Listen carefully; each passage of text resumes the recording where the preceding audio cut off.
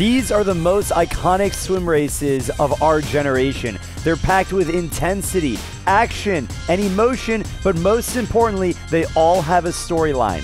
Coming in at number 10, this is Cesar Cielo's world record in the 50-meter freestyle. The record was set in 2009, and what's important about this race, it was the last race using the super suits. You can see he looks really good right there, hovering over the water, and he extends his lead into the finish. He is only one of 2 men ever to break 21 seconds in the 50-meter freestyle. This swim was absolutely insane. He did it in December in his home country of Brazil. He is considered the greatest and the fastest sprinter of all time because he still holds the world record to this date.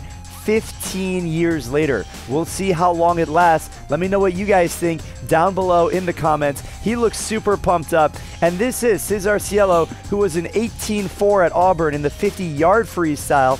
And he also can do it in the 100-meter freestyle because he broke 47 seconds in the Rome World Championships in that same very year. Like I said, only one other person was able to go under 21 seconds. He was a 20.91, and he did it in the super suit. And you can see here at the World Championships, he's celebrating. This is the suit, the Arena X Glide, and it had a bunch of drama, and these suits are now banned in competition. Next up, we have Simone Manuel winning the 100 freestyle, tying Penny Oleksiak of Canada. She is the first African-American swimmer to win an individual event at the Olympic Games in swimming. Look at the emotion on her face. Congratulations.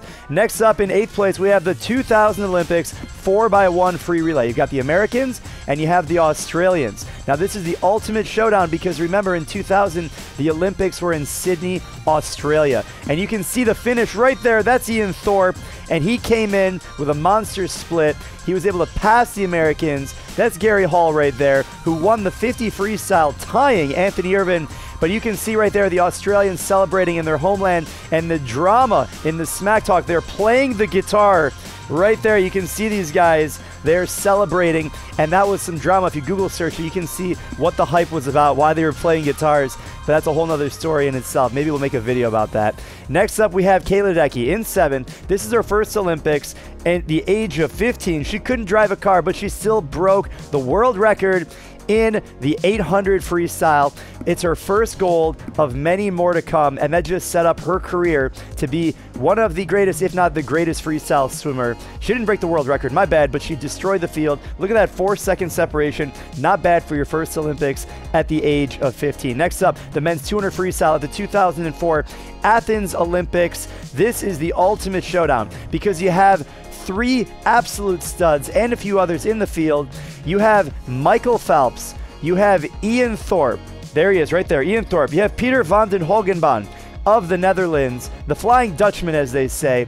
And this squad really assembled here. There's Ian Thorp, the Australian superpower from 2000. He's back for more in 2004. You had others like Grant Hackett were in this field as well. And this is when Michael Phelps was first stepping onto the stage. There he is, Michael Phelps. You can see him in that USA swag. And he had already gone to the Olympics in 2000. And there was a lot of smack talk about this event specifically, the 200 freestyle. It continued beyond this Olympics into 2008. Ian Thorp doubted Phelps' ability to win 7 gold medals at the championships, but Ian Thorp had the last laugh at these championships. At the Olympics, Ian Thorp was the winner. Peter van den Hogenbaan right above him, right there was the silver, and Michael Phelps was the bronze. And you can see the energy and the excitement that Ian Thorp had to win in this historic way in Athens 4 years after dominating in his home country of Australia. Look at that emotion. Next up, one of my favorites, we have Sarah Sjöström of Sweden. This is the double. She breaks the world record in the 50 freestyle, 17 minutes right after winning the world title in the 50 butterfly. And my favorite part about this is her reaction. Look at the smile on her face. She didn't expect to win it. She just won her 5th consecutive world title in the 50 freestyle. And then in the semifinal of the 50 free, 17 minutes later, she broke the world record. She can't even believe it. And then later in 2024, she won her 6th consecutive world title in the 50 butterfly. Absolutely considered one of, if not the greatest female sprinter in the world. Look how excited she is. You can see, like, she was going into it, just got to qualify for the final. And there she is. Cameraman's having a good time filming the energy and the emotion. But how about that? World title and world record within 17 minutes. What a double that is. Congratulations, Sarah, right there. All right, in number 4, we have the women's 400-meter freestyle, because we've got Titmus of Australia against Katy Lei of the United States. Now, this was at the Olympics in 2020, 2021 in Tokyo. COVID Olympics, not many people in the stands, but this is the ultimate showdown because we have Ledecky, the queen of distance freestyle, and the newcomer, Ariarne Titmus of Australia, and they're going to face off. Ledecky had the early lead in this race, and it came down to the touch. Look at them right next to each other, but at the touch, it was Ariarne Titmus making a statement that she can come up against Katy Lei, the queen, and dethrone her to be the greatest 400 freestyle at the Tokyo Olympics. We'll see what happens in Paris. It's going to be a good lineup. She has since lowered the world record to a 3:55. We'll see what that ends up being. It's going to be a good one. And look at Ledecky. She knows that she's got some work cut out for her in the next games. There she is in the medal ceremony. Respect all around, as it should be in these types of competitions. All right, next up is one of the hot ones. We have Michael Phelps in his .01 finish at the 2008 Beijing Olympics. This is one of, if not the closest races in Olympic history. It's not a tie, it's the slimmest of margins. And when you guys see this slow motion footage, it is absolutely incredible. There's Phelps diving into the water. He looks great. And there's the finish. If you didn't see the finish, we'll put it there in slow motion. Look at that excitement. He won by 1/100th of a second. If you remember, Phelps won 8 gold medals at this Olympics.